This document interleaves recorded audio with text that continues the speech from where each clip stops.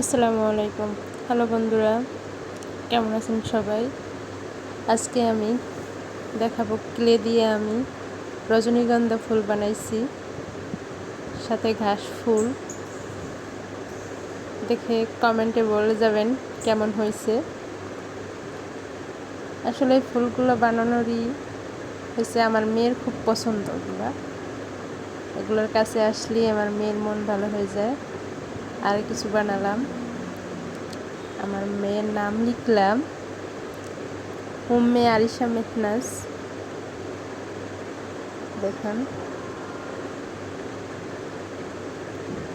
কিছু ফল বানালাম, কলা, আঙুর, স্ট্রবেরি, আপেল। একটা ফুল আঁকার চেষ্টা করলাম, কেমন হয়েছে জানি না।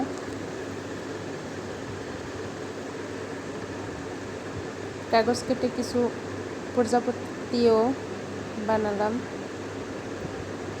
অবশ্যই কমেন্টে জানাবেন, আর প্লিজ দয়া করে চ্যানেলটা সাবস্ক্রাইব করবেন। কিছু ঘাস ফুল, এখানে কিছু গোলাপ বানালাম।